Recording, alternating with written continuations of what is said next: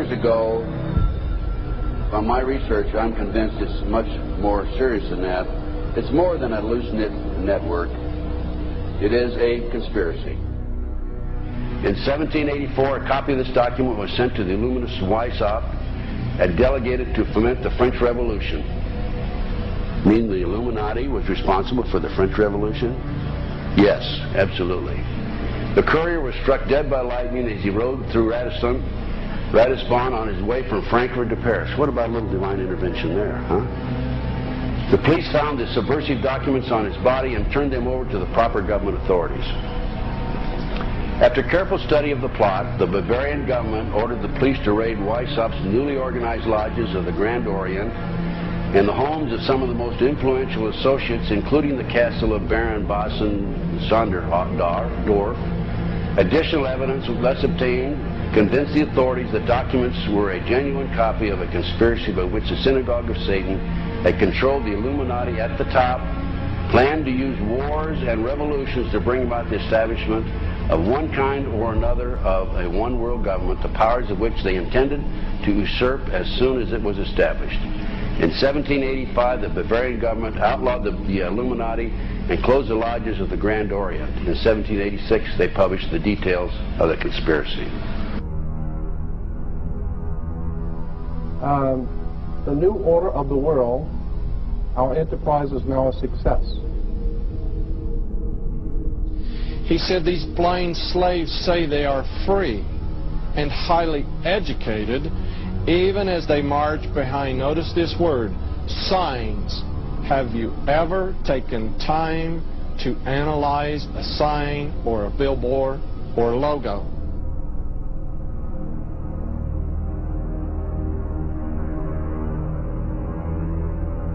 We'll start up here. In 1784, an act of God placed the Bavarian government in possession of evidence which proved the existence of the continuing Luciferian conspiracy. This explains the previous 9 pages, goes into it in detail. We don't have time to do it completely.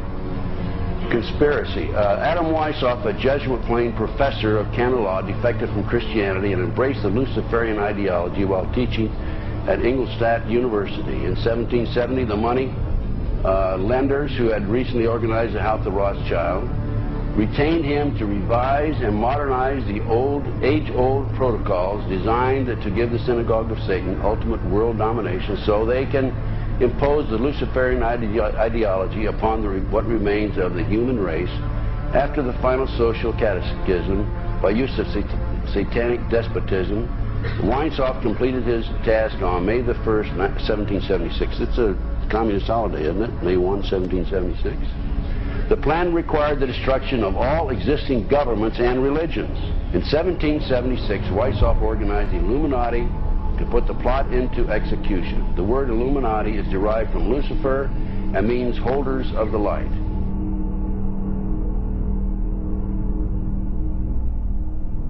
Weishaupt's revised plan required his Illuminati to do the following things to help them accomplish their purpose. 1. Use monetary and sex bribery to obtain control of people already occupying positions in high places in the various levels of all governments and other fields of human endeavor. Once an influential person had fallen for the lies, deceits, and temptations of the Illuminati, they were to be held in bondage by application of political and other forms of blackmail and threats of financial ruin, public exposure, and physical harm, and even death to themselves and their loved ones. Number 12. Told those present that they must use their wealth to have candidates chosen to public office who would be obedient to their demands and would be used as pawns in the game by the men behind the scenes. The advisors will have been bred, reared, and trained from childhood to rule the affairs of the world. Number 13, control the press. Number 16, infiltrate into the secret Freemasonry to be used for their purposes. That's been documented many times. Number 17, expound the value of systematic deception, use high-sounding slogans and phrases, and advocate lavish promises to the masses, even though they cannot be kept. I will not forget the wound to our country and those who inflicted it. I will not yield. I will not rest I will not relent in waging this struggle for freedom and security for the American people. So I don't know where he is. Nor, I just don't spend that much time on it. We will not tire. We will not falter. And we will not fail.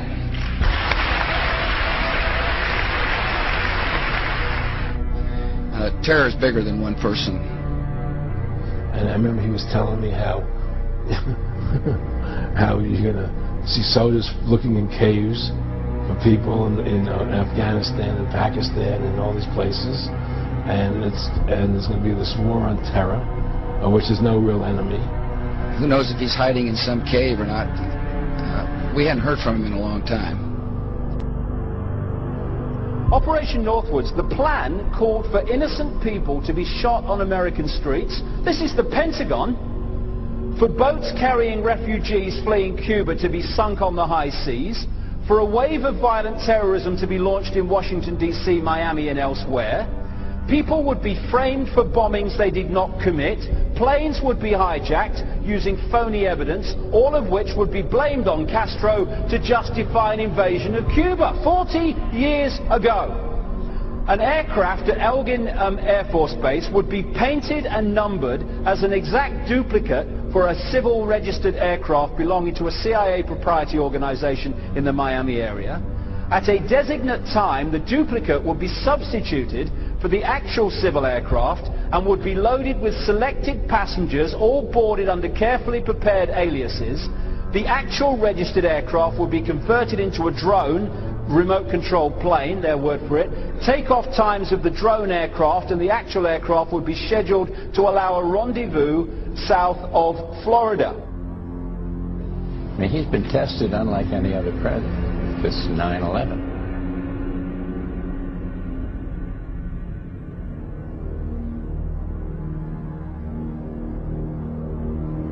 We have in this past year made great progress in ending the long era of conflict and Cold War.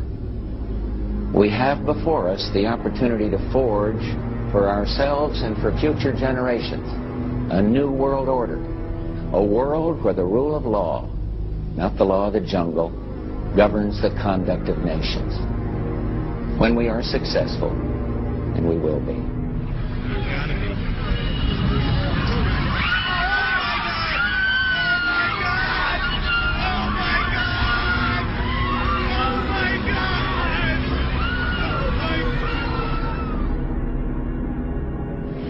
He argued that the use of any and all means to reach their final goal was justified on the grounds that the ruler who governed by the moral code was not a skilled politician because he left himself vulnerable and is in unsuitable position to his throne. He said those who wish to rule must have recourse to cunning and to make-believe because great national qualities like frankness and honesty are vices in politics.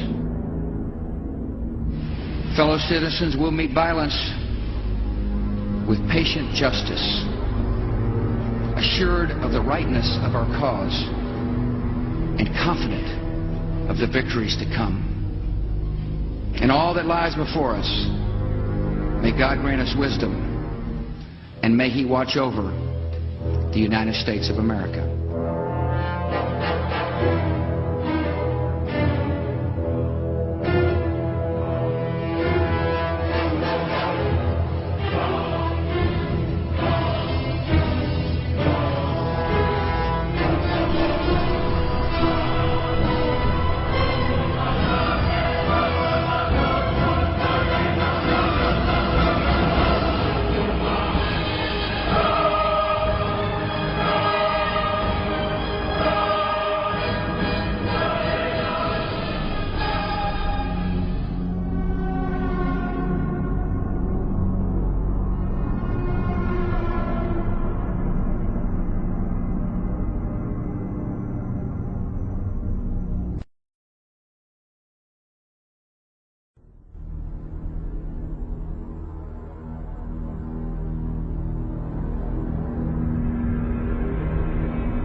Union Banking Corporation was liquidated by the U.S. government, and Prescott Bush received $1.5 million for his holdings in his Nazi business, and that was the beginning of the Bush family fortune for all intents and purposes. George Bush takes his inspiration from what he learned in Skull and Bones and from the Thule Society that Hitler and Goebbels and Goring cut their teeth in, Bohemian Grove, these evil organizations that perpetrate the ugly things that these criminals are doing to this country, for which they must be held accountable. They are the most violent, dirtiest people on the face of the earth. Somewhere Americans are going to have to take their country back and start finding out who are these people. Who are these people we call our representatives, the Bushes. George Bush, the president, his father, went around the country talking about a new world order. The people who are running this country from behind the scenes do not care a thing about Americans or bloodshed anywhere.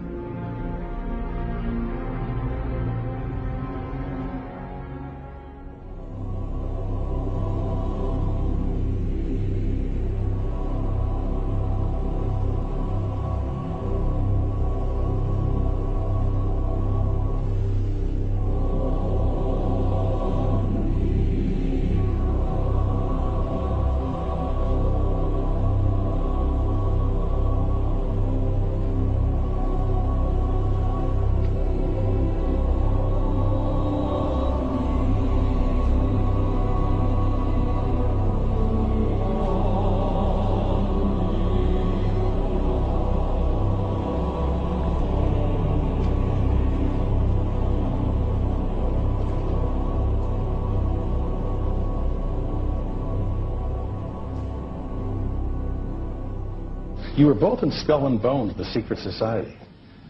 It's so secret we can't talk about it. What does that mean for America? The conspiracy theorists are going to go wild. I'm sure they are. I don't know. I haven't seen the web. Number 322. Sir. Were you a member of Skull and Bones in college in Bush? Were you in the same secret society? That's all right. Let me answer his question. Whoa, don't chase me! I can't do anything!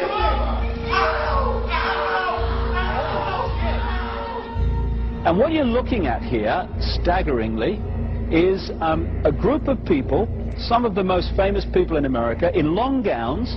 Behind them there, you see a 40-foot stone owl.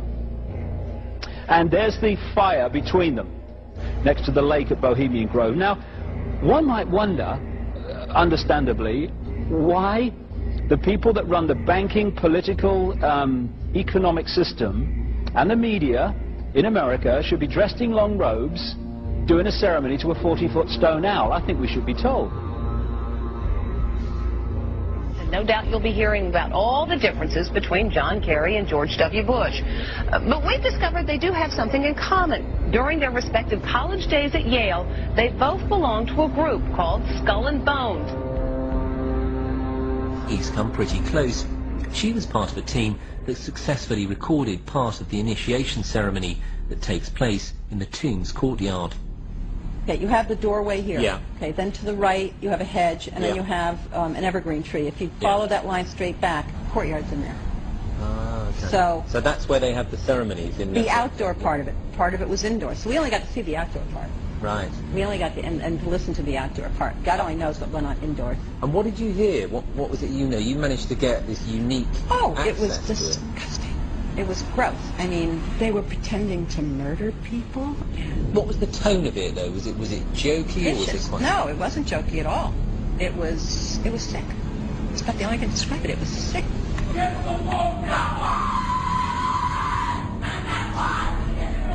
What you're hearing is the first recording ever made of the Skull and Bones initiation ceremony.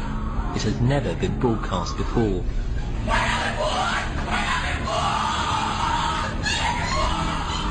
15 new members of the club are being introduced into the macabre rituals of Skull and Bones by the senior students who are about to graduate.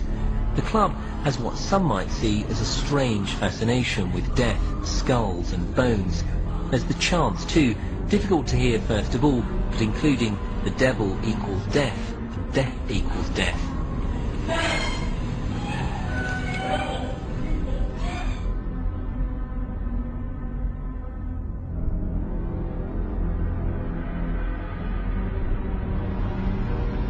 But when you get into a secret society of spirit worshippers, then, and especially when you're invited there by the direction of the higher-ups in the spirit world, you never get out of there alive.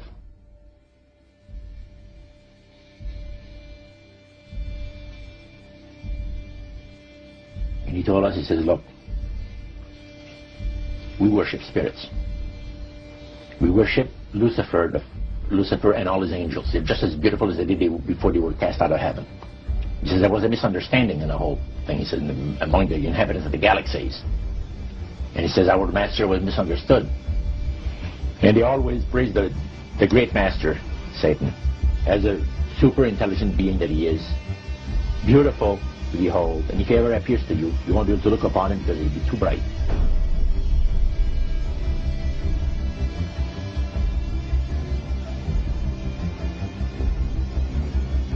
What have Herbert Hoover, Art Linkletter, Jack London, and Richard Nixon all had in common?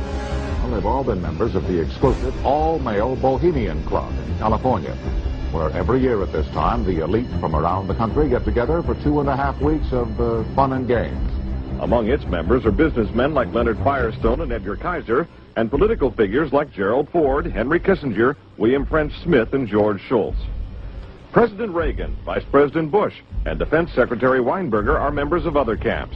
Richard Nixon is a Bohemian, and so are high-ranking executives of such companies as Eastern Airlines, Standard Oil of Indiana, and Bank of America.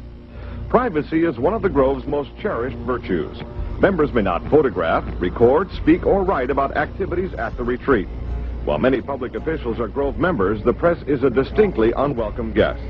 We're from ABC News. Well, get back there. Get back there. Can we talk to somebody in the... Get back there. You see, for over 120-plus years in Northern California, in Sonoma County, on a 2,700-acre secluded redwood grove, leaders from around the world, prime ministers, chancellors, presidents, governors, again, the heads of industry, banking, academia, the media, Hollywood, travel there to engage in bizarre, ancient Canaanite, Luciferian, Babylon mystery religion ceremonies. We were inside 4 hours. That's only one day out of the 2 weeks that they meet there for the admitted Summer Fire Festival of the Bohemian Club.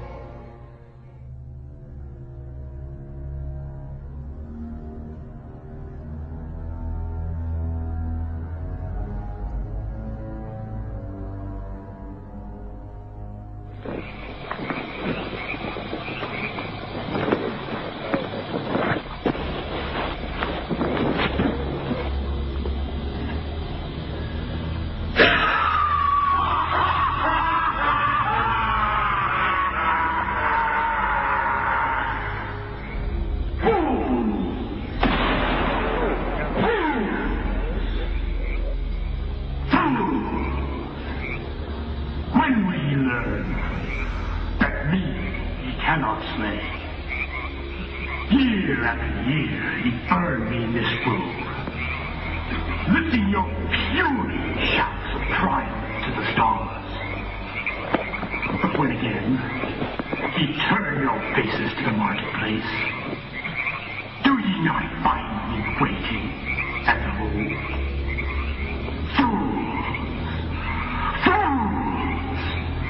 Fools to dream ye conquer care.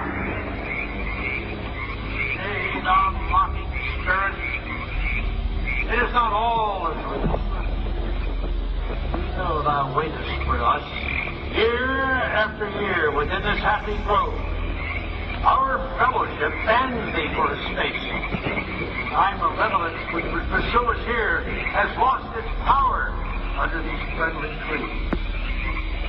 So shall we burn thee once again this night, and the flames that keep thine effigy, we shall read the sign. Midsummer sets us free. He shall burn me once again.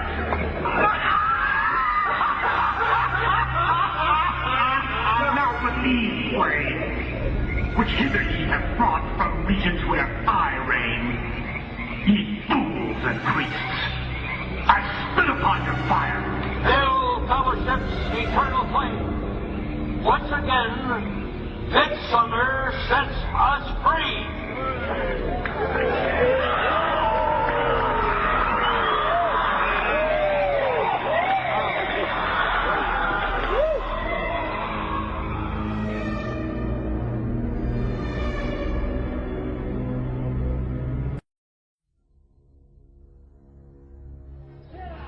The Bohemian Club,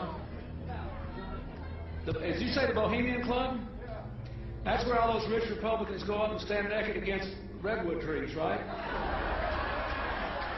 I've never been to the Bohemian Club, but you ought to go. It'd be good for you. Get some fresh air.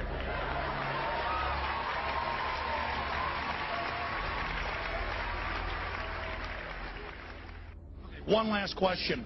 I read a Washington Times article many years ago where you had a comment about the organization, and then now it's been in the Wall Street Journal, it's been in a lot of different newspapers, and that's the Bohemian Grove. And back in, what was it, 1996, when you joined as a Clinton advisor, the Republicans were criticizing you. Oh, what about Bohemian Grove? And then you countered them by saying, hey, I don't run around in the woods naked. What did that mean?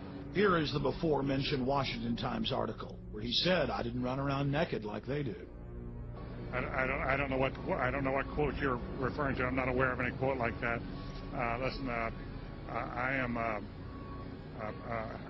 happy member of the Bohemian Grove. I like the folks who come there, and it's really inappropriate for me to talk about the group beyond that. Thank you. Have you been there for the ceremony with the cremation of care? Frankly, I don't think that's something I need to talk to you about. Really? That's right. Well, I'm Alex Jones, and I snuck in there in 2000. I'm the guy that blew it wide open and got the video. It's been on national TV. Well, I disrespect you for that. You do? I do. But it's a lot of big public officials going in there. Don't we deserve to know? I don't know anything about you, and I don't know anything about your film. But if you go in there with an understanding, you violated that understanding by releasing that film, and I don't respect you for that. Really? I'm sorry. You took an understanding when you went in there that you would not do that film. And did you have an understanding when you went in there? No. Did you crash it?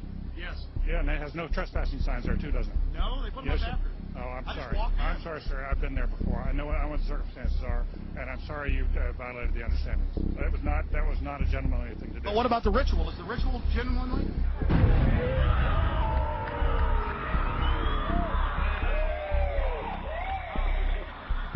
Sir, everything. I don't owe you this comment. This is what's called ambush journalism, and I disrespect you for that as well. So thank you and goodbye. The ritual? That's none of your damn business.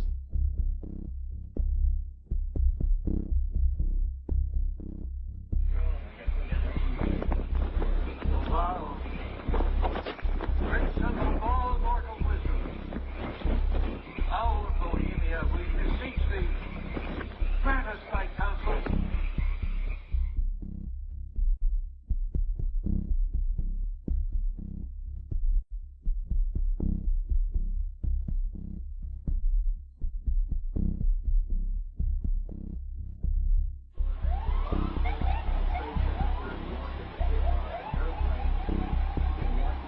Oh, my God. Oh, my God. Oh, my God. Oh, my God. Oh, my God. I told you.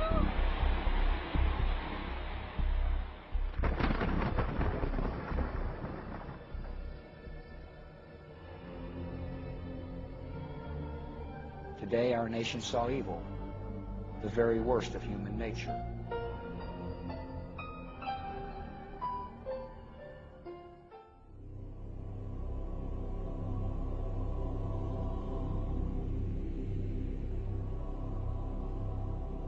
They had exactly the same agenda, and that was for bringing in this New World Order.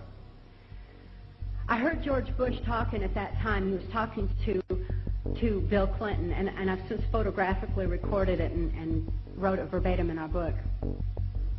that when the American people became disillusioned with Republicans leading them into the New World Order, that Bill Clinton, as a Democrat, was going to be put into the office of president. This was decided in 1984.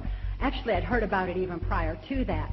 But that, as of 1984, they were already discussing it as an absolute fact. The CIA is carrying out mind control on countless numbers of unwitting American victims. And he even went so far as to say the basic methods that they use in this mind control: hypnosis, drugs, and torture.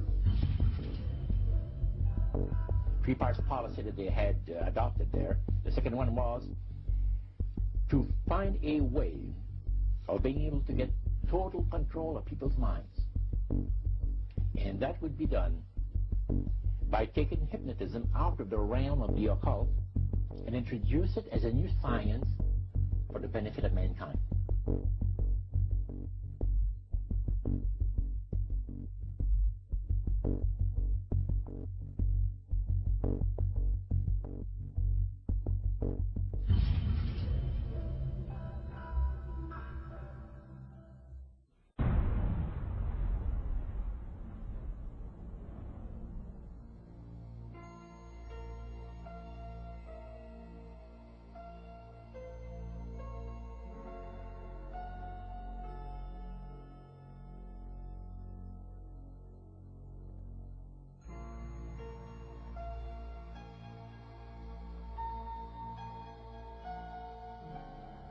Reflecting a policy of genocide either against the Tibetan people themselves or against their culture.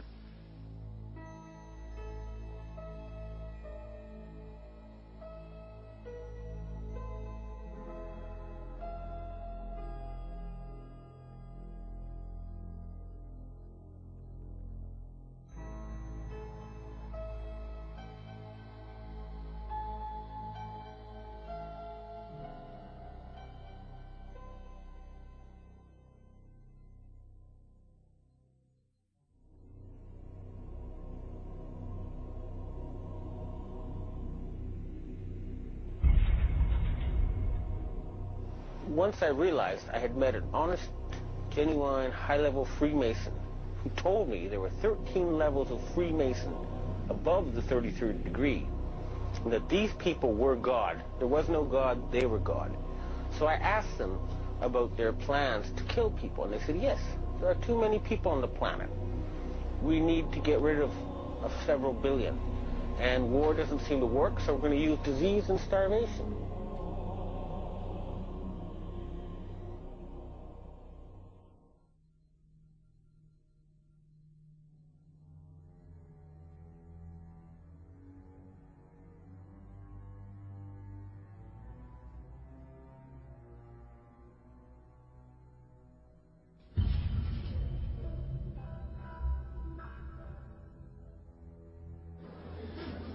He knew what was happening, and he attempted to warn us when he left office.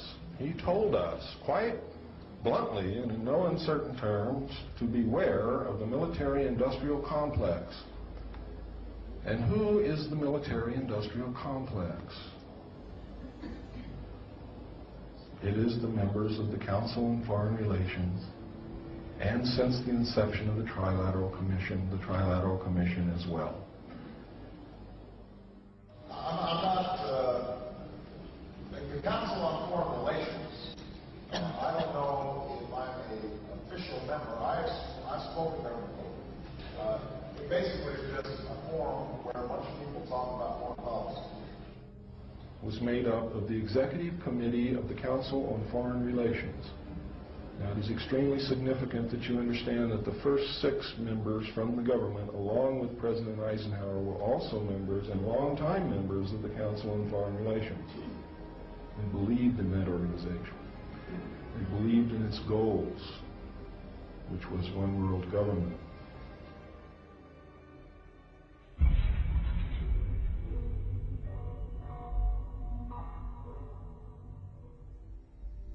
Number 15, create industrial depression and financial panic, unemployment, hunger, shortage of food, use this to control the masses or the mobs and use the mobs to wipe out all those who dare to stand in the way. Well, I'll tell you right now, every expert I've talked to is talking about food shortage. And it's coming, I'm convinced. What were they? Because I'd never seen anything like that. And his statement was that if he told me, I would be one of few people in Madison, Georgia that knew about them. And he says they're disposable coffins. They were stacked. He told me 15 high.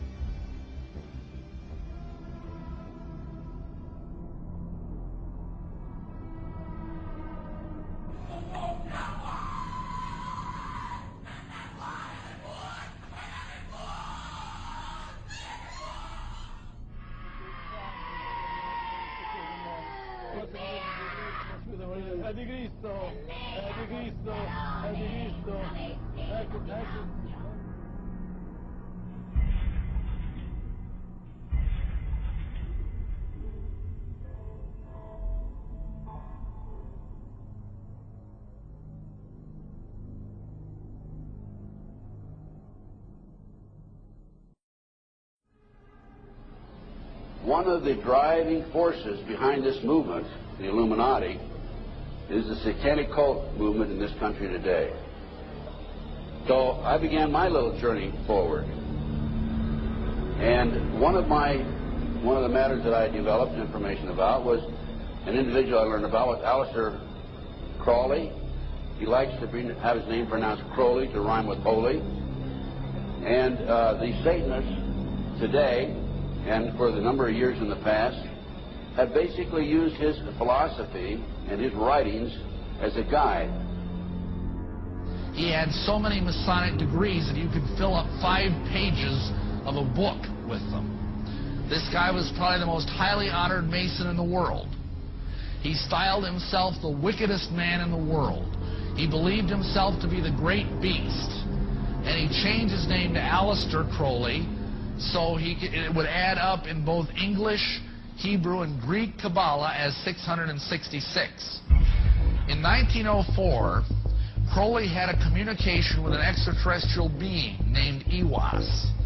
And this being, through his wife, kind of a channeling type operation, brought forth a book that was called the Book of the Law in 1904. And this book declared that the slain and risen God, i.e. Jesus, had stepped off the throne, and that a new God, the crowned and conquering child, was taking his place. As a result of this, Crowley proclaimed the end of Christianity and the start of Crowleyanity. Crowley taught that the way you could live forever was by vampirizing little children sexually. And he personally bragged of having slaughtered 150 male children in 1 year. This is why he was called the wickedest man in the world.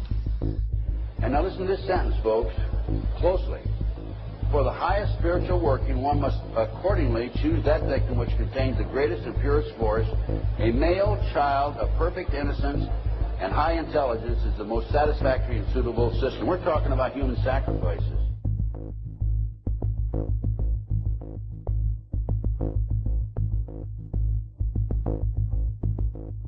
And they'd also drug them up, and they'd take a sacrificial knife and they'd start from the chest and move all the way down to your abdomen. And then that's how they sacrificed, and they'd collect the blood and they'd drink it. When the mid-September through mid-November, they sacrifice babies and nothing but babies because they need the pure blood of the untainted children. And I didn't understand what it was like. I can't believe I'm seeing this every year of my life. I've experienced that, and that was the hardest part for me. Is like hearing those babies literally scream and cry, and then seeing their blood flow. The little boy was taken to a basement. He was crucified alive. First he was skinned. Why is it that no one knows this? Because there's Satanists in the police force and also in the government, the army. They're everywhere. They're even on the council of, the representatives of the United States also. And they're silenced because this is not being exposed because they don't want it to be exposed. Because they're really good at lying and hiding things. Rebecca, what happens to the people that want to come out of Satanism? They get killed. They get followed. They get taken. They get sacrificed in front of the congregation of the Satanic Church. Why? Because they know too much information about the Satanists and who their names and places of where they keep the people underground, and they just know too much information. It's like being in a gang or in a mafia. You don't get out alive without consequences.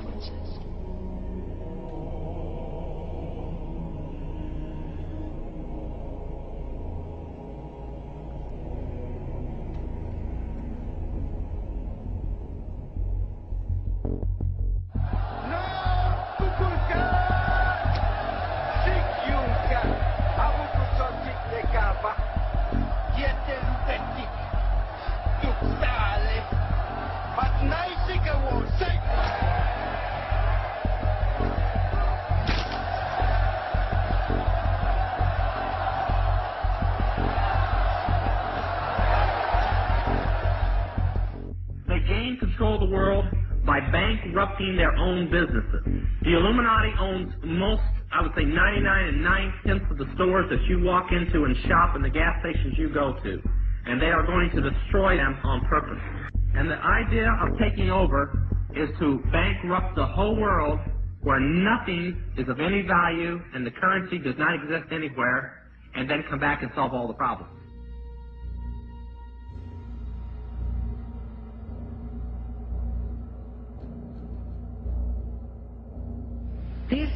These guys who are manipulating my mind and programming me for mind control purposes claimed, and these criminals in control of our country as well, claimed to be gods, demons, and aliens in order that I feel totally helpless, in order that I felt like they were beyond my realm to affect.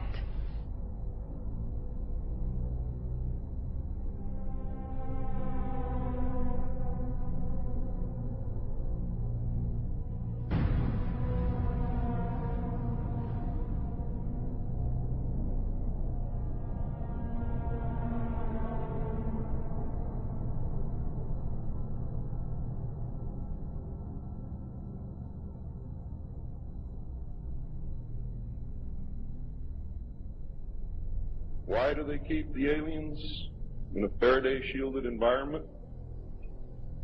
Because they have a tendency to disappear right through walls. And if you can prevent the transmission of electromagnetic energy, you can stop them from doing it. Then the medium said, we have a very special surprise tonight for you people. A spirit will manifest itself openly here in a few minutes and right through the wall. Now, the lights weren't terribly bright, but they were like living room lights. A couple of floor lamps, maybe some of these. And that translucent being seemed to come right out of the wall. How did you feel right at that moment? It's almost like my heart stopped a little bit. Okay. You know, very weird feeling. So it was a lady in a beautiful evening gown, swirling. And she said to Mary, my dear sister, you are so wonderful to have asked for me.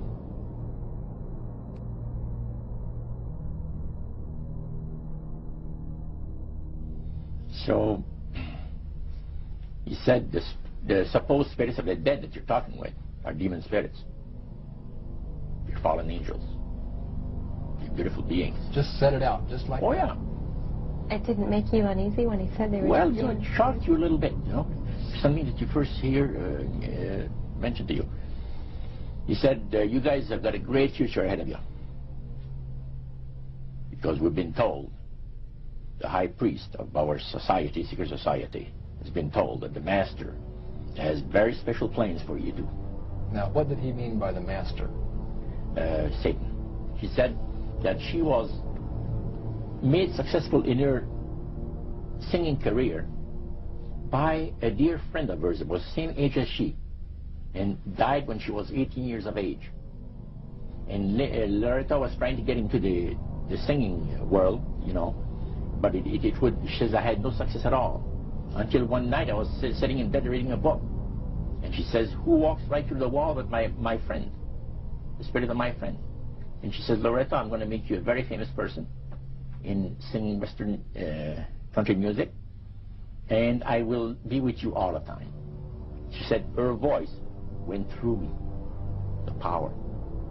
See? And you saw this in a television documentary? Yeah. So this was, I believe, 1976 it took place. Now, the priest explained that when people believe in this business, they are actually opening themselves to be completely deceived by demon spirits, because it gives the demon spirits an opportunity to impersonate the dead. See? And for people to believe their lies. Isaiah 14 and 11 even speaks of vials being built into his body. Vials are pipes. The pipers calling you to join him. The Illuminati doesn't produce rock music to entertain you. They don't produce rock music to make money. They don't need that money. They own everything anyway. They do it to put demonic influence in your life.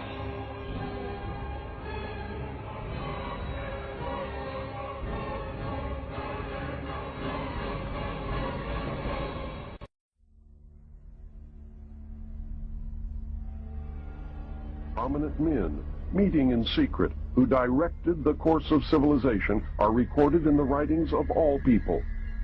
The oldest is the Brotherhood of the Snake, also called the Brotherhood of the Dragon, and it still exists under many different names. The Brotherhood of the Snake is devoted to guarding the secrets of the ages and to the recognition of Lucifer as the one and only true God. If you do not believe in God, Lucifer, or Satan, you must understand that there are great masses of people who do. And their beliefs and actions based upon those beliefs will affect me. The important fact to remember is that the leaders of both the right and the left are a small, hard core of men who have been and still are Illuminists or members of the Brotherhood. They may have been or may be members of the Christian or Jewish religion, but that is only to further their own ends. They are and always have been Luciferian and internationalist. They give allegiance to no particular nation, although they have used, on occasion, nationalism to further their causes.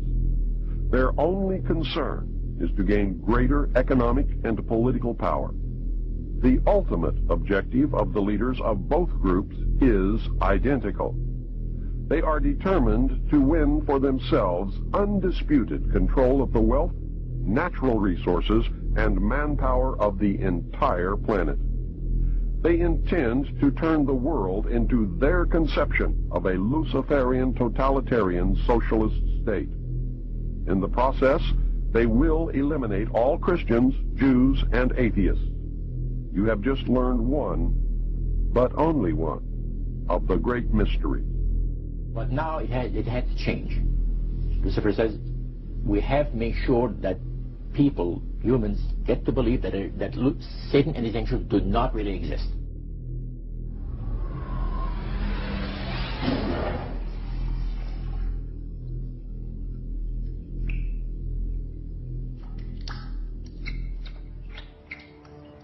That's what they're trying to do.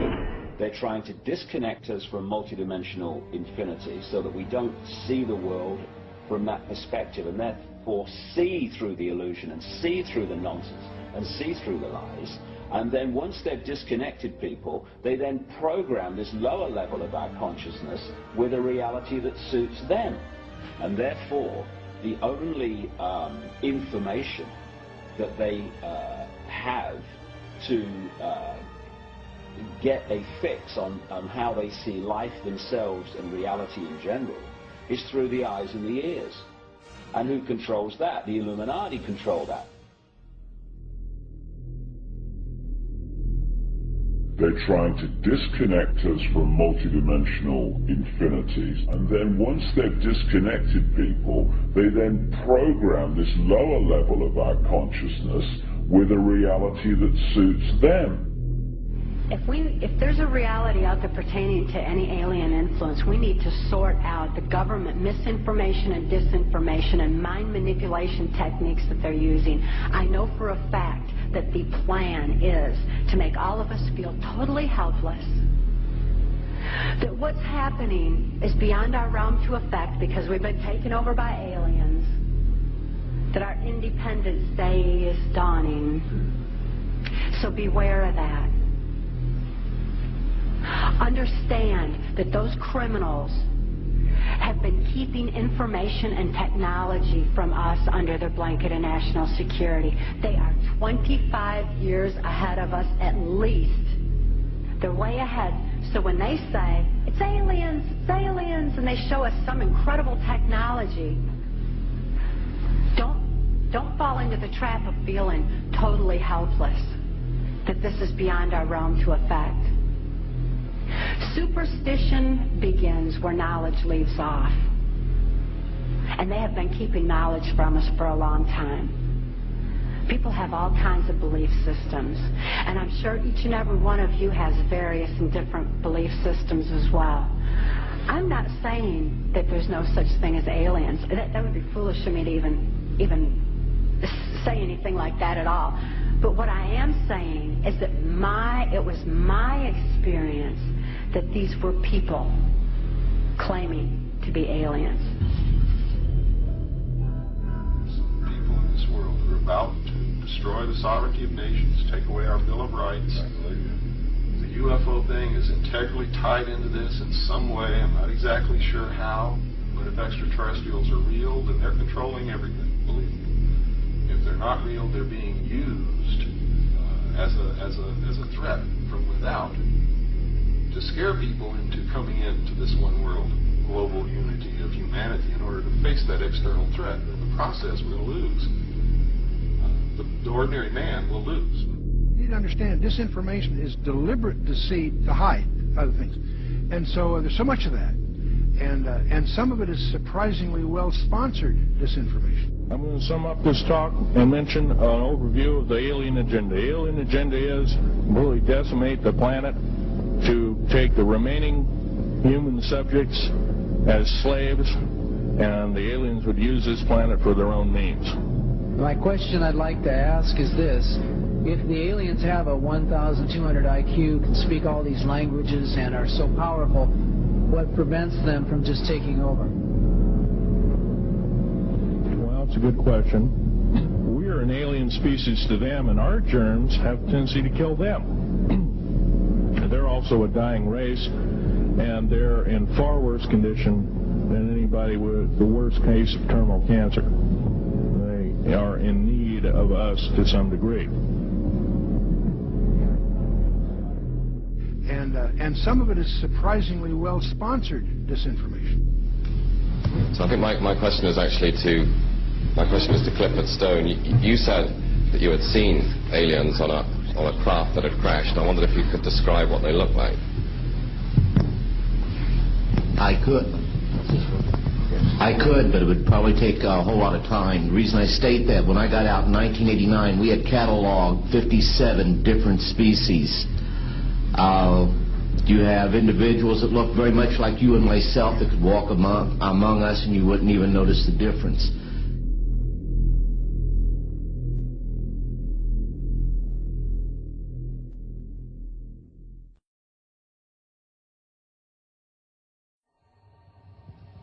the situation is that you have various types of what we normally call grays. We didn't call them grays in the military, but you had at least 3 types of the grays. You had some that were much taller than we were. The unique thing that I'd like to point out for the most part is that the entities that we did catalog were in fact humanoid. Now this created a situation where the scientific community was trying to figure out why that would be the case, because you would expect that if life evolved on other planets, that they would take on some type of other being, so to speak, not necessarily look humanoid or be bipedal such as we are. But apparently we got quite a few of the species out there that are humanoid in appearance, and that creates a question that yet has to be answered by science.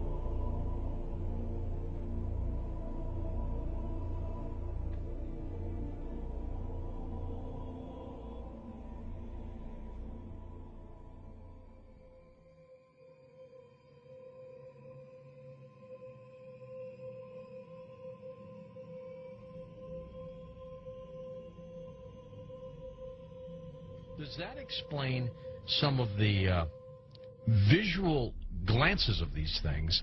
They seem to just simply disappear. They're gone. Exactly. I mean, they're appearing out of nowhere and then disappearing right in front of people, and that's why scientists who have no axes to grind, they just say that it doesn't make that much sense. And also, if they're just trying to observe us, to take account of what we're doing on Earth, I mean, after a while, after so many months or years or centuries, it kind of gets old. They either would take us over, or they've already discovered all the information they need to know about Earthlings, and so they're just going to take us over or make first contact and just sort of do what they need to do next. To endlessly observe us, it doesn't make any sense. It's something where, and also see if we have all these sightings, as you know much better than I do. Where are they landing? We don't see them getting out to get anything to drink or to eat. We don't see them. They've never tried to make contact with any large amount of people in a major city, and so this doesn't. And also all the endless medical procedures that the people who have claimed to have been abducted why the endless medical procedures? I mean, if we're talking about such an advanced race of alien beings, they don't need to do that over and over and over again. Interesting perspective. Let's talk about some of the facts out there of evidence that may support your conclusion that the UFOs are spiritual phenomena, not physical, like so many other people also believe. What can we pinpoint again? Well, again, it's something where you cannot have a material or a physical being penetrating the ground, penetrating the water, appearing in front of people, then disappearing instantly, and then also changing colors, sometimes only when they're accelerating, with every color in the spectrum has been recorded. Many UFOs coming and making one UFO breaking apart and then going into multiple UFOs. It doesn't make sense. And then not only just that, but to get into the fact of how far they're traveling and the speeds that they would have to travel, and just the other problems with cosmic dust and traveling at the speed of light, and then running into those bits of cosmic dust, the explosions that would be created, the amount of energy that would be consumed and traveling from these distances. Just all those kinds of things really scream out that you're dealing with a spiritual phenomenon, not a material or physical phenomenon. There does seem to be a deception here, because I've always wondered, my gosh, if they're that benevolent, if they're that understanding of humankind, make yourself available. That's why some of these other scientists have said that they seem to be trying to set people up to deceive them as if they are aliens, but the facts just say that they can't be that there's something else. It doesn't make any sense, and there's something else, a psychological deception that's going on here. And many of these scientists say, I don't know what it is, but we've concluded that it's got to be that. It's got to be something bigger is going on here than just them trying to show people that, yes, here's a UFO that you're seeing now, we are aliens, that there's got to be something else going on here, on top of the fact that the characteristics of them show that they just cannot be some material or physical craft. Do you think humans are involved in the deception? I'm losing my voice here. I gotta pop it back. As far as I think there have been deliberate hoaxes that have been perpetrated, and it's an interesting statement. I mean, there are many that could be quoted, but Gordon Creighton, who I know you know of him, probably, who died in 2003, he made this statement in the British journal Flying Saucer Review. He said, quote, "There seems to be no evidence yet that any of these craft or beings originate from outer space."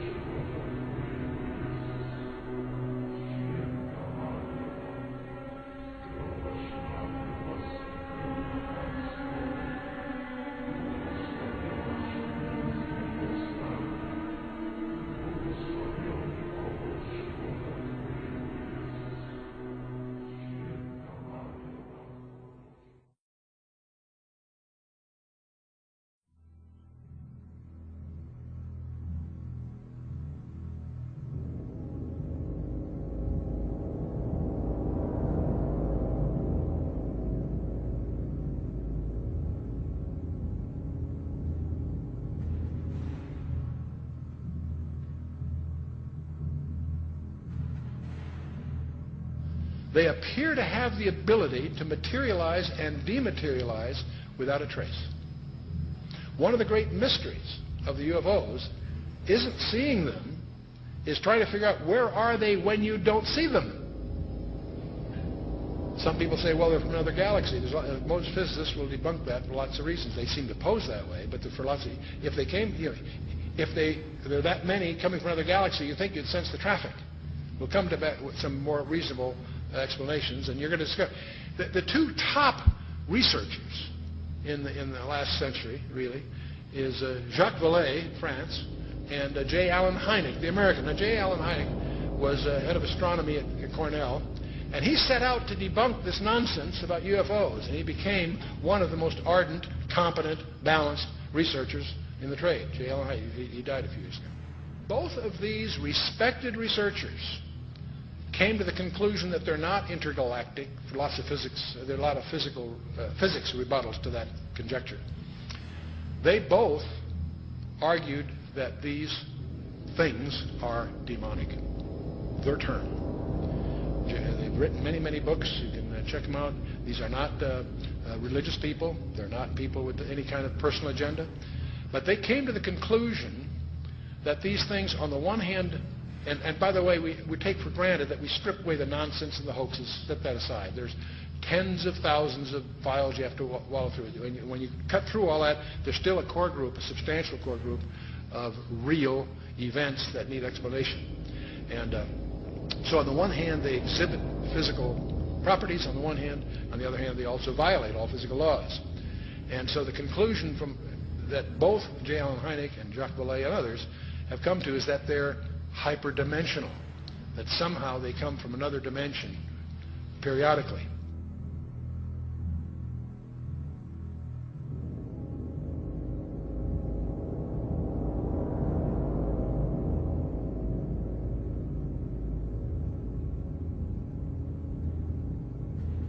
But both of them came to the conclusion that these creatures are hyperdimensional. They're not from some other galaxy. They also both concluded they're hostile because they pretend to be something they're not.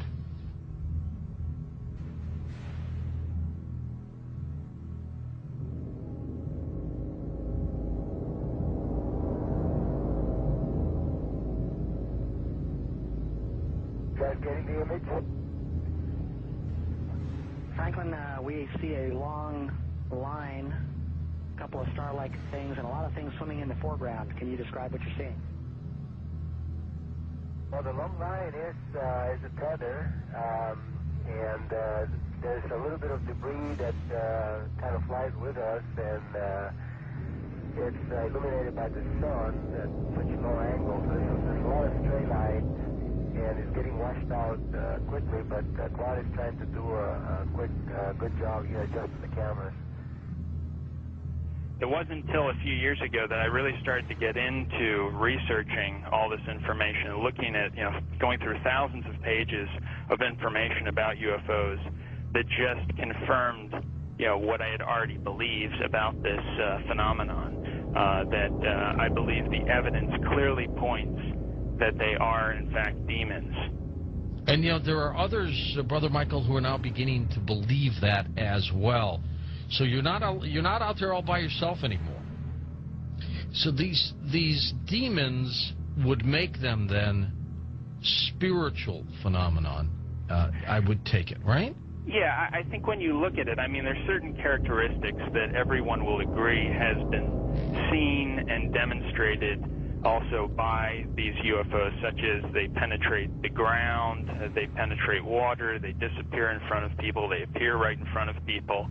One person will see a UFO and the person next to them will not see the UFO. They change colors, sometimes only one accelerating. They change shape, they change size. Many people have made the comment that they seem like they're alive almost. And so these are all characteristics of something that's not a physical or material being or construction. It's got to be something that's a spiritual phenomenon with those kinds of characteristics.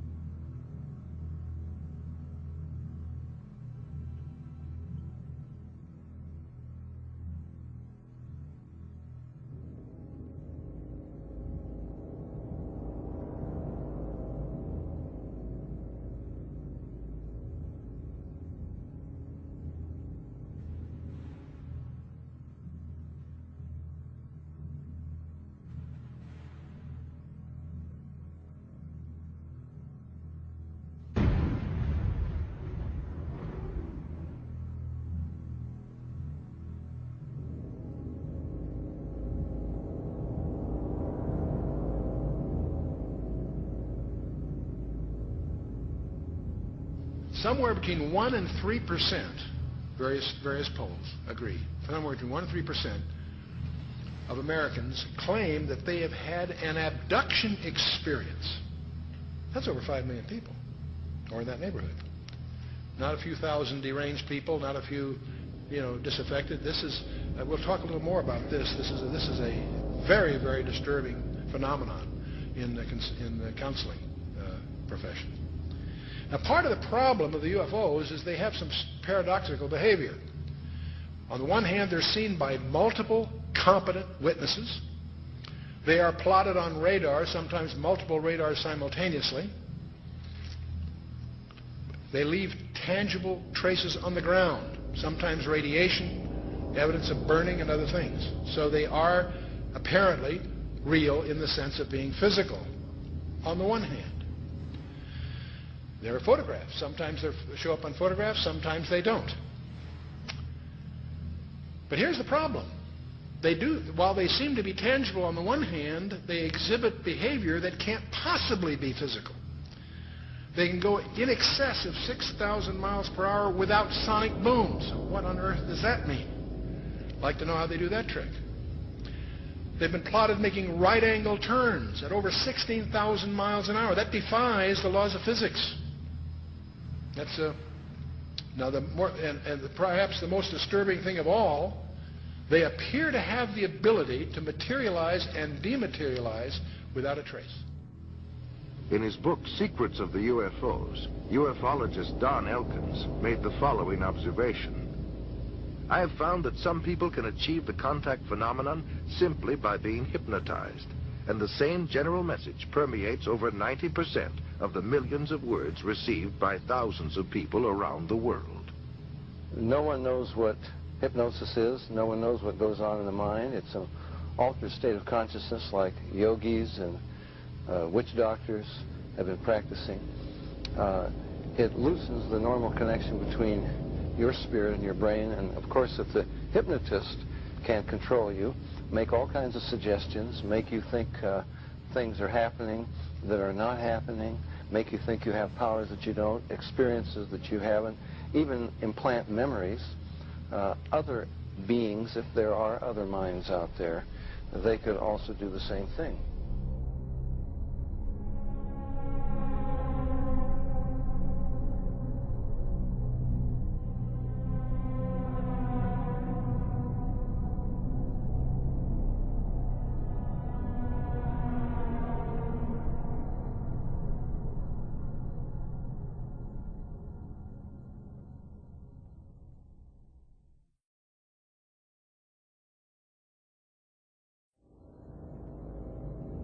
Interesting is that there was a huge satanic ritual that was performed on the very spot where Area 51 happened by this Jack Parsons, and in which they had this magical ceremony called Babylon Working, and it was designed by Aleister Crowley, who was a Satanist who called himself the B666.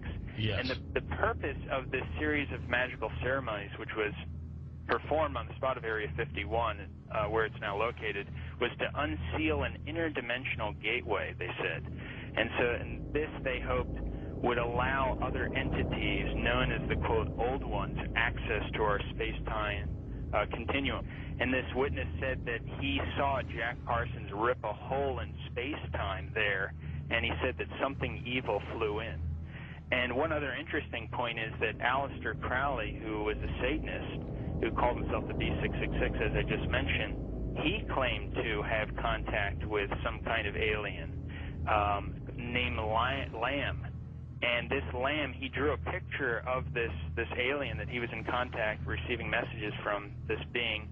And the picture that he drew of this alien, it's a striking resemblance to the common gray E.T. drawing.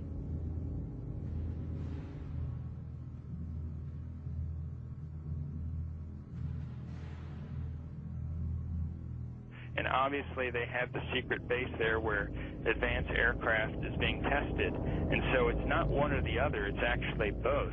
And what's interesting is this fellow Jack Parsons, who was the main person involved in the satanic ritual, he was involved in creating some of the most advanced technological stuff that we have right now in rocket propulsion systems. He was even involved with a lot of stuff that NASA does. They even named a crater on the moon. It's called the Parsons Crater. It was named after Jack Parsons. Right. So you see all the connections here. You know, I've long believed that if there is satanic activity on this planet, and I believe there is, if they are in constant communication with these demons, or even if they conjure them up, Brother Michael, is it possible they do with their rituals and things like that?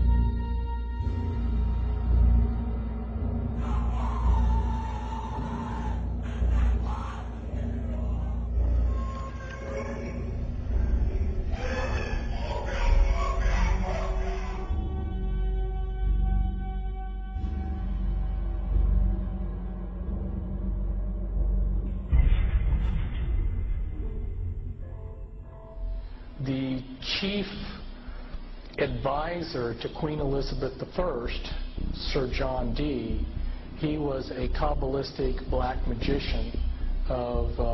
He had gone to the continent and learned from the top Jewish Kabbalists black magic, and he was the chief advisor in the British Empire. And he created Enochian magic and the Enochian language, which the Illuminati, which are hiding behind the Jehovah's Witness headquarters, they use Enochian rituals. Sir John Dee conjured up demons or angels, okay, with his black magic. The beings that he conjured up, there were pictures drawn of them, and they look identical to what we call gray aliens. Okay, I tell you something. And then I visit with debriefing people that came out of high levels of the Illuminati, and these different types of aliens are participating in Illuminati rituals.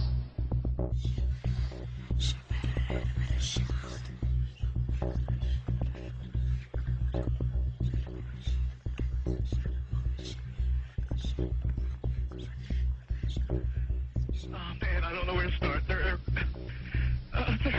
They're gonna they'll triangulate on this position really soon. So you can't spend a lot of time on the phone, so give us something quick. Okay, okay, what we're thinking of as aliens are they're extra-dimensional beings that an earlier precursor of the space program made contact with. They are not what they claim to be.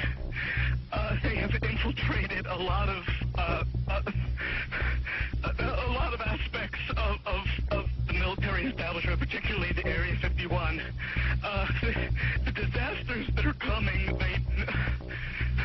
the military, I'm sorry, the government knows about them, and there's a lot of safe areas in this world that they could begin moving the population to now aren't. But they're not doing anything. They are not. They want the major population centers wiped out so that the few that are left will be more easily controllable. Discharge.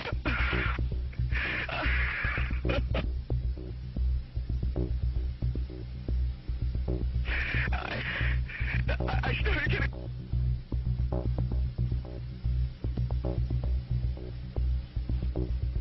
In some way, something knocked us off the air, and we're on a backup system now. It's the government, or... I don't know. It has to be something, though. Well, did you hear... Now, you tell me, because you were listening. That was awful strange. There was a really weird guy on the air when it went off? Yeah. Hello? You didn't disconnect me before, did you? Were you on earlier tonight?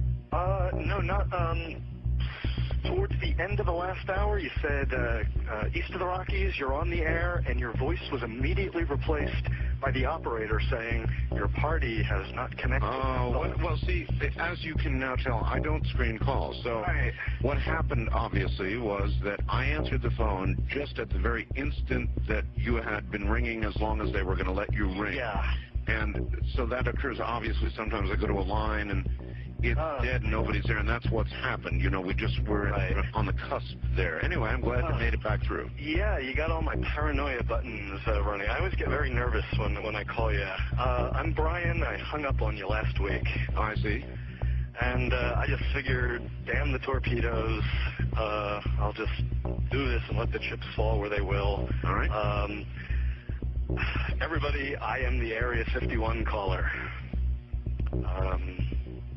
That's my statement, and let you or whatever tear it apart. You claim you're the Area 51? I am the man. How do you account for the fact, Area 51 caller, that part of the way through your spiel, the satellite went down? I have no idea, and it scared the heebie-jeebies out of me that night.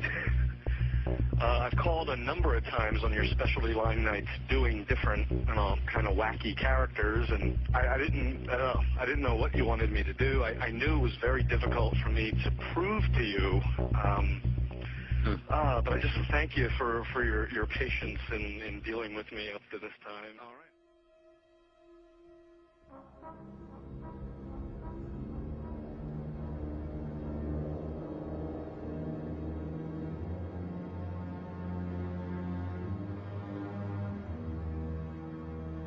Perhaps we need some outside universal threat.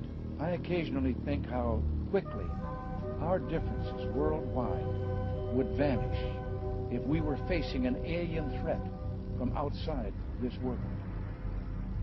And yet, I ask you, is not an alien force already among us? What could be more alien to the universal aspirations of our peoples than war?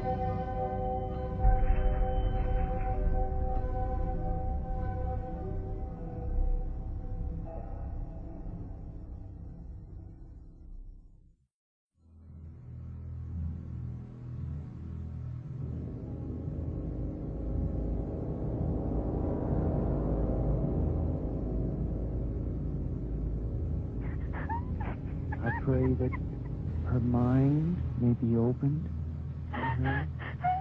We bind all the powers of darkness. Don't you worry. Who are you? Who are you? The Keeper? Rebecca? Rebecca, Keeper, get out of the way. I command you to stay out of the way. Rebecca? Yes? Say, I, Rebecca, Rebecca. want love. Stay out of the way, Keeper. Stay out of the way. Love. I want out. I want out. Say, I put my trust I put my trust in God. in God. In God. Stay out of the way, Keeper. God.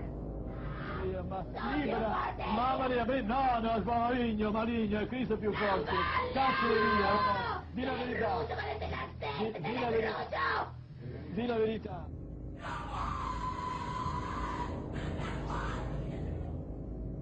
So what they're doing, in effect, is using the secret society network they've set up to manipulate these bodies into power, but in doing so, they're putting themselves into power because they're controlling the mental and emotional processes of these vehicles.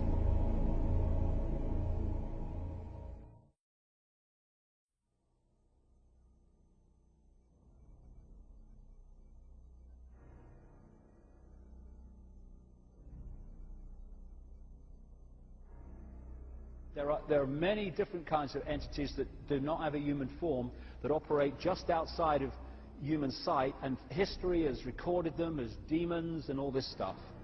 But the reptilian part of it seems to be very significant to the controlling systems on the planet today.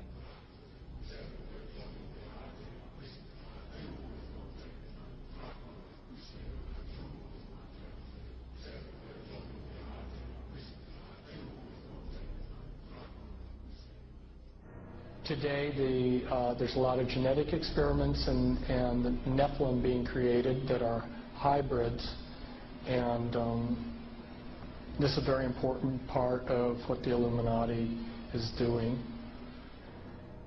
And they have been intermarrying with what the public calls aliens.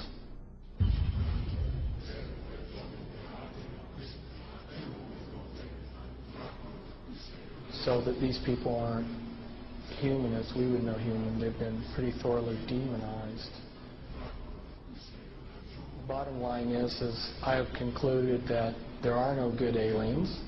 The aliens are demons, and we've got a mixture going on of demons and flesh and blood, and we've also got other genetic experiments.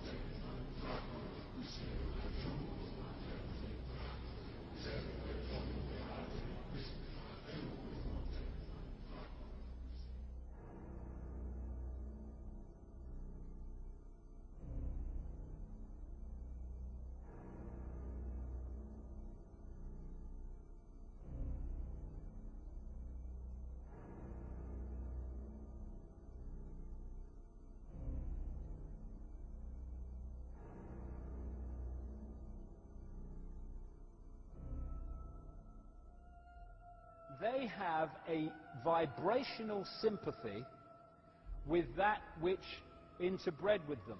And this doesn't have to be physical interbreeding either. Remember, a demon gets a little spooky picture. They are a fallen angel, an unclean spirit. They can assume any form or go into anything.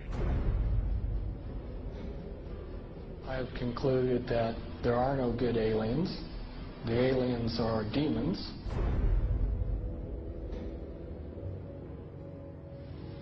We can establish through this testimony that these objects of extraterrestrial origin have been tracked on radar going thousands of miles per hour, stopping and making right-hand turns. That they use anti-gravity propulsion systems, which we have already figured out how they work. That extraterrestrial life forms have been retrieved, and their vehicles have been taken and studied thoroughly for at least 50 years.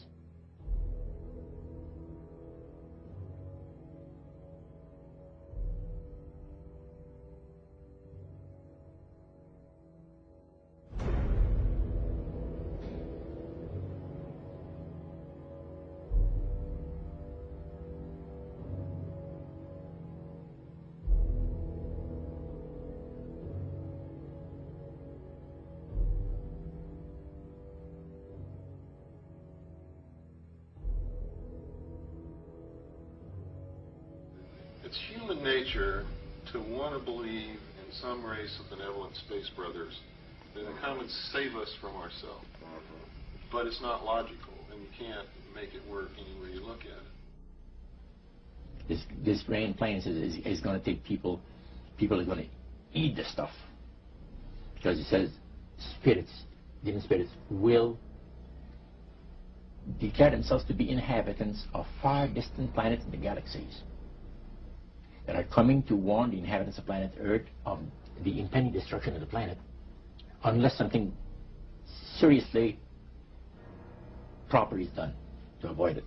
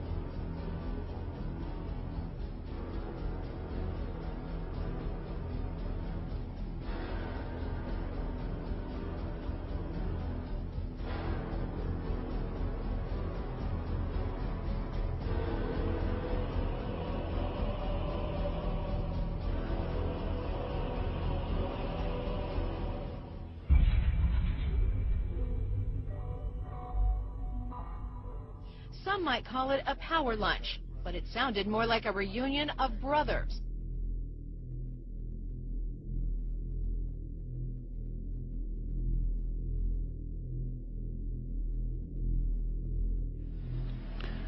The Illuminati were to obtain control of the press and all other agencies which distribute information to the public. News and information was to be slanted so that Goyams would come to believe that a one world government is the only solution to our many and varied problems. Their plot, their plans, their conspiracy remains invisible. The whole agenda is to create a one world government where everybody has an RFID chip implanted in them. All money is to be in those chips, right? There'll be no more cash. And this is giving me straight from Rockefeller himself. This is what they want to accomplish.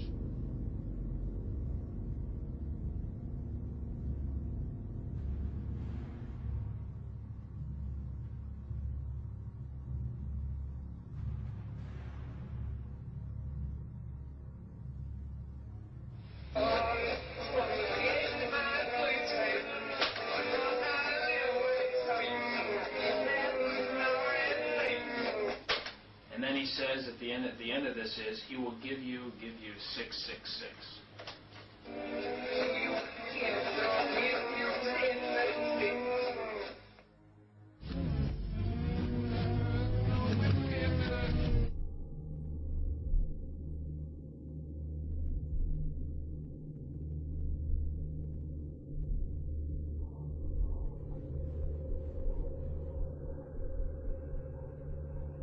Behind them is a cult of evil, which seeks to harm the innocent and thrives on human suffering.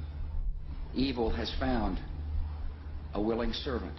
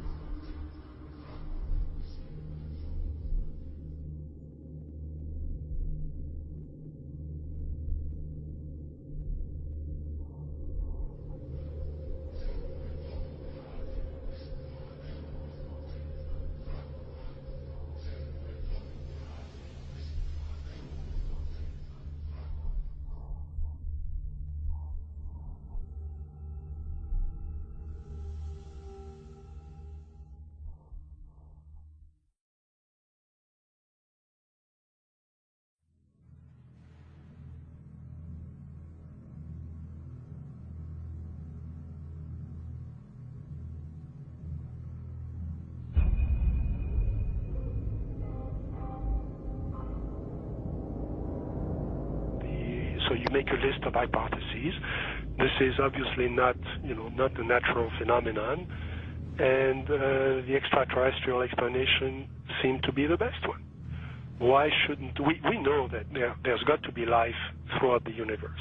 So why shouldn't it be able to come here, especially since there must be civilizations there that are thousands, if not millions of years ahead of us? But then as you get more and more data, you realize that's not what the witnesses are describing.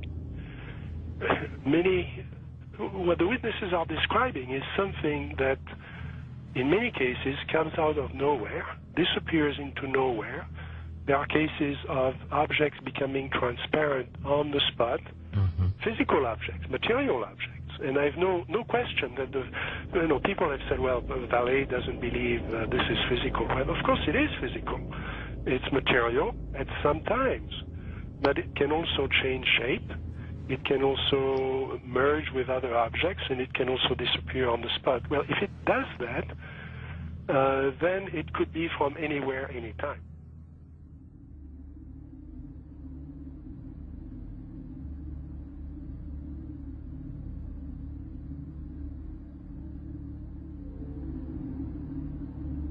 We always try to, to discredit the old legends, trying to say, no, these people were crazy, they thought everything was possible. But now we have the videos, and that's the big difference. Could you believe There are videos now of probably angels in the sky.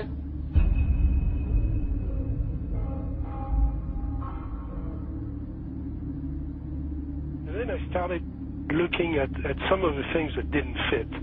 And one of the things that I had to ask is, when did this actually start? Every UFO book starts with, on June 24, 1947, Kenneth Arnold saw something about cranium and so on. Well, that's not really true. I mean, we have data from the 30s and the 20s and from 1896 and 1897 all over the United States, and then you can go back in history. And many people don't want to hear that. They want to hear that this is, if you follow the first-level extraterrestrial theory, then ETs, discovered us when the atom bomb went off and they came here to study us. Well, that's not what the data says. So when did it start? And I found an enormous wealth of data going back to medieval times and even before. Of course, as you go back in history, you lose the cultural context, and it's harder to understand the data. But in medieval times, there were records, especially the records of the church, that were kept very, very carefully about strange phenomena. The skeptics are always saying, well, give us your best case and we'll take it apart. There is no such thing as one best case in any field. You have to look at an accumulation of cases and look for patterns, and then that's how the phenomenon reveals itself to you. And for a long period of time, or for a period of time, I believed it was extraterrestrial. I now believe it is interdimensional, the phenomena. In other words, we're looking at so-called spirit beings from another dimension. And I back this up in the new book by equating it to ancient manuscripts where these beings manifested to human beings and what their reactions were, and then comparing it to reactions present day of people who have had encounters, and the similarities are striking. Because first of all, you say to yourself, why would let's say anyone deliberately crash saucers in Roswell, New Mexico, and then allow the bodies to be retrieved? What are these bodies, in fact? And it took me a long time to figure this out. And this is a theory, okay?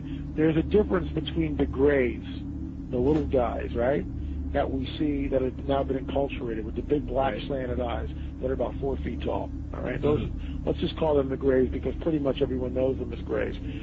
But there's another creature which people and abductees talk about that they see on board the ships, and these are tall beings, and they assume different forms.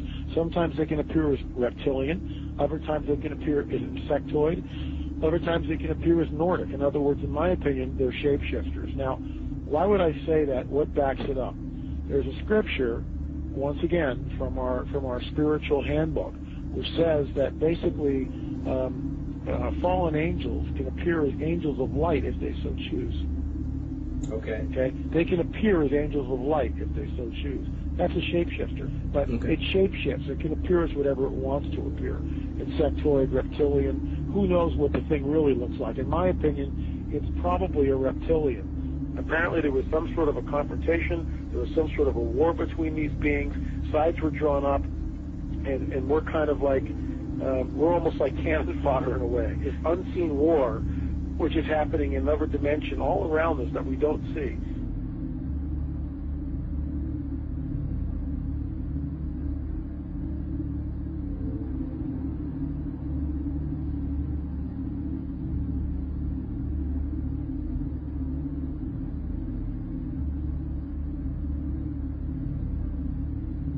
So my point is this: what if the grays are nothing more than some sort of a biological suit that enables the demons, let's say, to interface in this dimension? That's what I think the grays are. That's why they're expendable. I'm thinking, I wonder if there's some sort of like a biological clone or some sort of a body, if you will, that these demons could interface, inhabit, and then, of course, move about in this three-dimensional time-space continuum.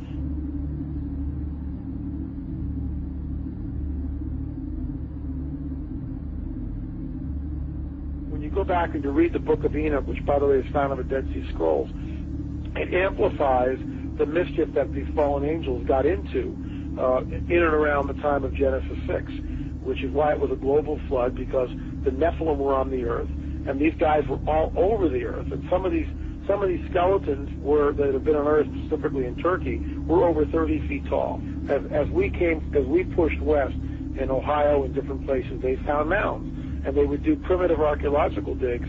And this is documented. I'm not making this stuff up. They found skeletons, oftentimes, that reached over 9 feet in length, with 6 fingers, 6 toes, and red hair. Now, one of the great mysteries of the West is what happened to these giants. There was nearly 60 skeletons brought out of this cave, but today they're nowhere to be found. Is it that there is some kind of archaeological cover-up that has occurred here?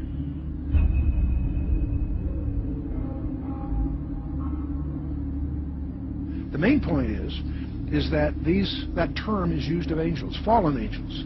And the offspring of those fallen angels with human women has produced a hybrid called a Nephilim. In the Hebrew, the term means the fallen ones. Also, the term is gigantes, which doesn't mean giants, it means earthborn. There was a gene pool problem on the planet Earth. Is that where the Bible then says that Noah was perfect? He wasn't perfect as his generations, man. Verse 9. He was perfect in his generations. The word DNA. perfect is tamim, meaning physical defects. You know, when you see something like that, it's overwhelming. It will change your worldview. And is that the coming great deception that ancient manuscripts warn us of? Here's a prophecy from 2,000 years ago, that what is coming on the earth will be so bizarre that even the elect would be deceived if that were possible. An object videotaped by many and seen by thousands over several nights in the Arizona sky in 1997. Major sighting here.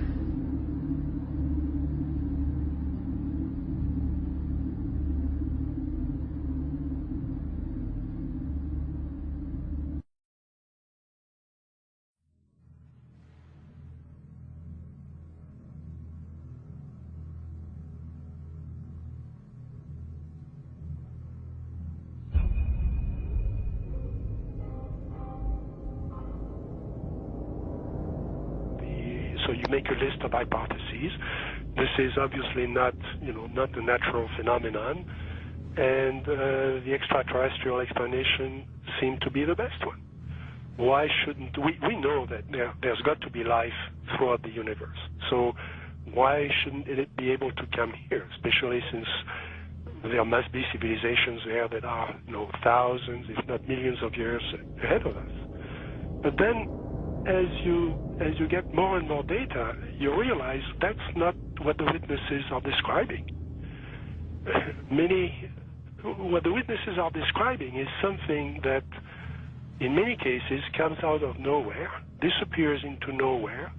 There are cases of objects becoming transparent on the spot, physical objects, material objects. And I have no question that people have said, well, the valet doesn't believe this is physical. Well, of course it is physical.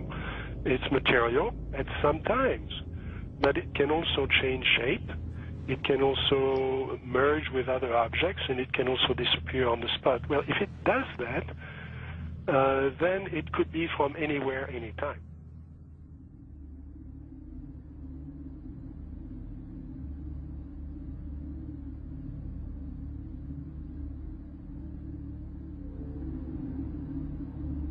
We always try to discredit the old legends, trying to say, no, these people were crazy, they thought everything was possible. But now we have the videos, and that's the big difference. Could you believe there are videos now of probably angels in the sky?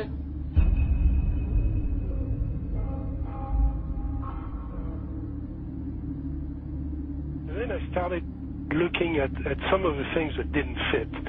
And one of the things that I had to ask is, when did this actually start? Every UFO book starts with on June 24, 1947, Kenneth Arnold saw something about Ukrainians. Well, that's not really true. I mean, we have data from the 30s and the 20s and from 1896 and 1897 all over the United States, and then you can go back in history. And many people don't want to hear that. They want to hear that this is, if you follow the first-level extraterrestrial theory, then ETs, discovered us when the atom bomb went off and they came here to study us. Well, that's not what the data says.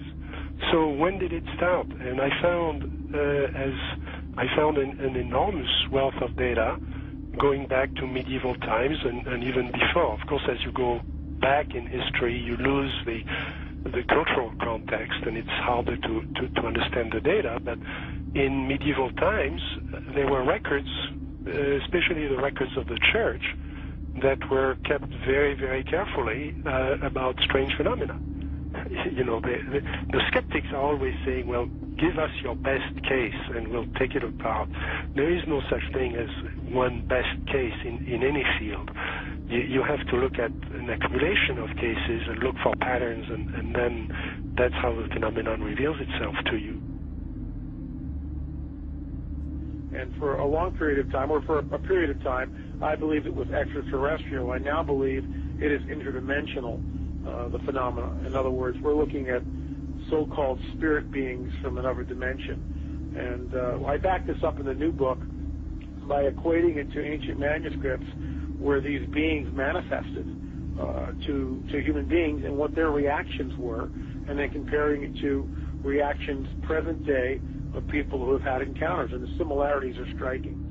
First of all, you say to yourself, why would let's say anyone deliberately crash saucers in Roswell, New Mexico, and then allow the bodies to be retrieved? What are these bodies, in fact? And it took me a long time to figure this out. And this is a theory, okay? There's a difference between the grays, the little guys, right, that we see that have now been enculturated with the big black slanted eyes that are about 4 feet tall. All right, those, let's just call them the grays because pretty much everyone knows them as grays. But there's another creature which people and abductees talk about that they see on board the ships, and these are tall beings, and they assume different forms. Sometimes they can appear as reptilian, other times they can appear as insectoid, other times they can appear as Nordic. In other words, in my opinion, they're shapeshifters. Now, why would I say that? What backs it up? There's a scripture, once again, from our spiritual handbook, which says that basically fallen angels can appear as angels of light if they so choose. Okay.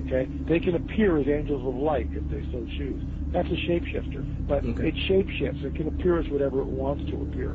Insectoid, reptilian, who knows what the thing really looks like. In my opinion, it's probably a reptilian. Apparently there was some sort of a confrontation, there was some sort of a war between these beings, sides were drawn up, and we're kind of like, we're almost like cannon fodder in a way. It's unseen war, which is happening in another dimension all around us that we don't see.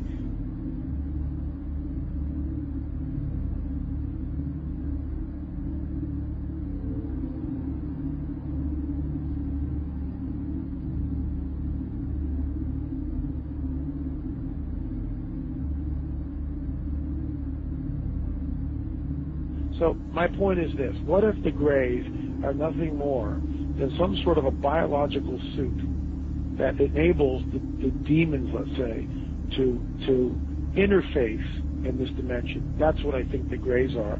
That's why they're expendable. I'm thinking, I wonder if there's some sort of like a biological clone or some sort of a body, if you will, that these demons can interface, inhabit, and then, of course, move about in this three-dimensional time-space continuum.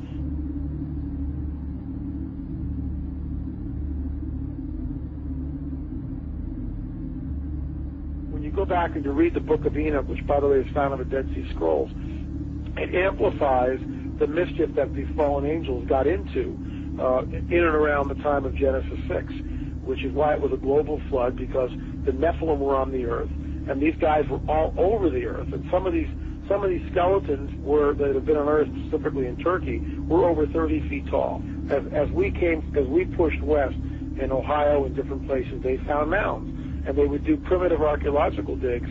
And this is documented. I'm not making this stuff up. They found skeletons, oftentimes, that reached over 9 feet in length, with 6 fingers, 6 toes, and red hair. Now, one of the great mysteries of the West is what happened to these giants. There was nearly 60 skeletons brought out of this cave, but today they're nowhere to be found. Is it that there is some kind of archaeological cover-up that has occurred here?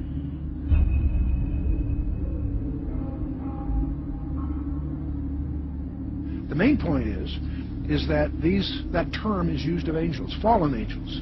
And the offspring of those fallen angels with human women has produced a hybrid called a Nephilim. In the Hebrew, the term means the fallen ones. Also, the term is gigantes, which doesn't mean giants, it means earthborn.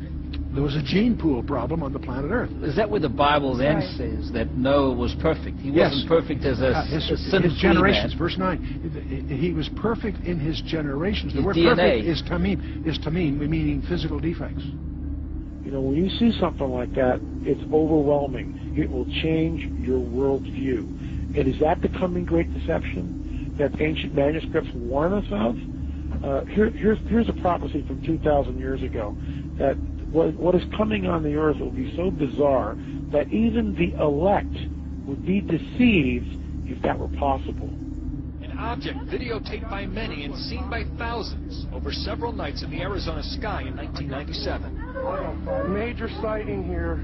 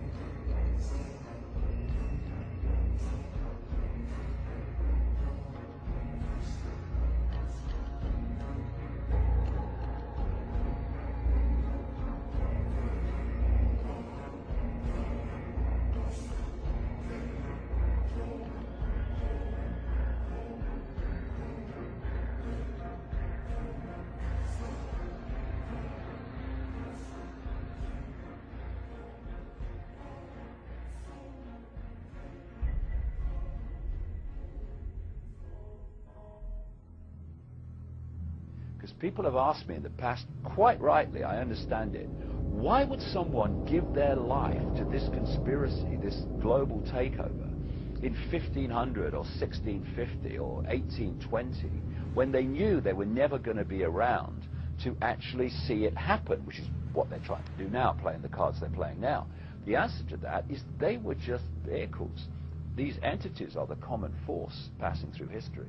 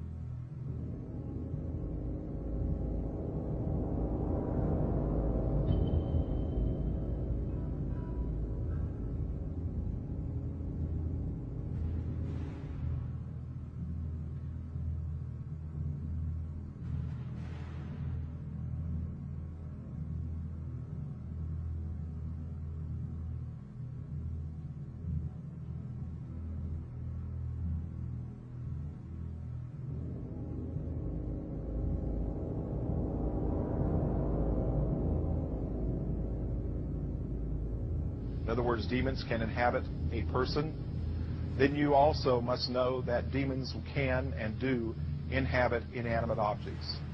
I've seen it happen over and over again.3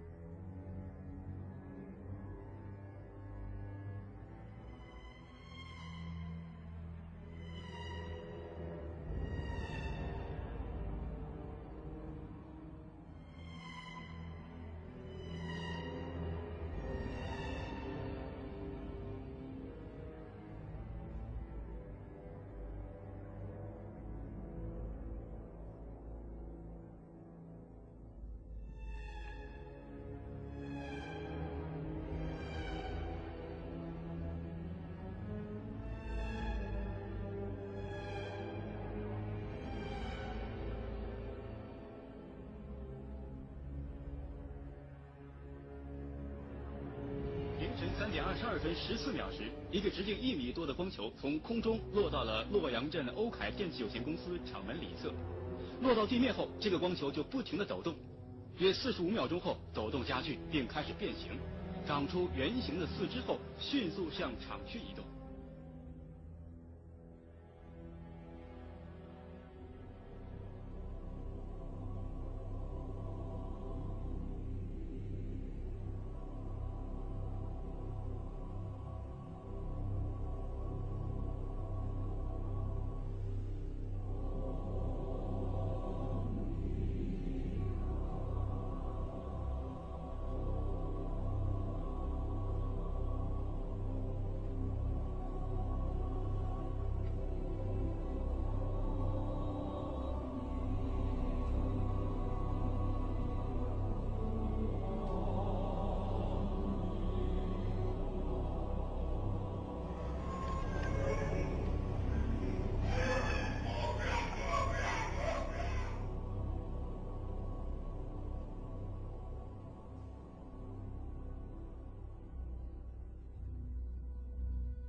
And said you're going to see guys going into caves looking for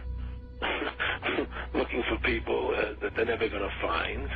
You know, he was laughing about the fact that you have this war on terror. There's no real enemy. He's talking about how by having this war on terror, you can never win it because it's an eternal war, and so you can always keep taking people's liberties away.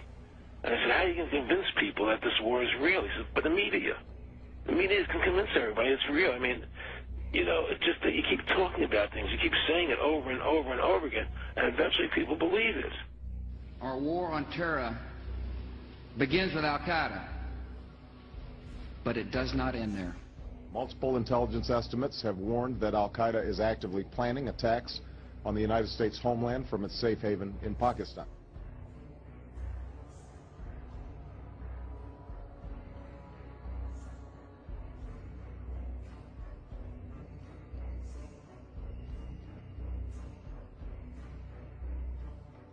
The last time you had an actual president was Kennedy.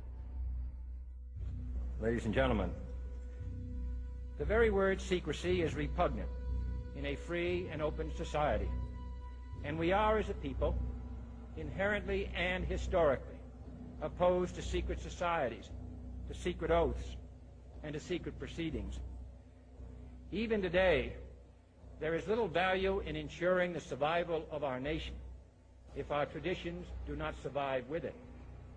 And there is very grave danger, for we are opposed around the world by a monolithic and ruthless conspiracy that relies primarily on covert means for expanding its sphere of influence, on infiltration instead of invasion, on subversion instead of elections, on intimidation instead of free choice, on guerrillas by night instead of armies by day. It is a system which has conscripted vast human and material resources into the building of a tightly knit, highly efficient machine that combines military, diplomatic, intelligence, economic, scientific, and political operations. Its preparations are concealed, not published. Its mistakes are buried, not headlined. Its dissenters are silenced, not praised.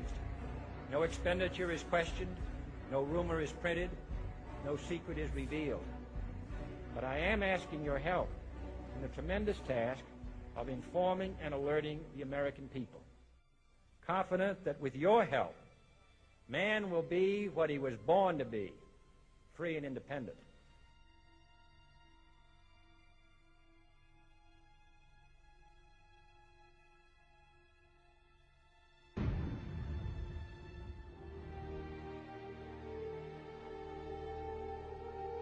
For I have complete confidence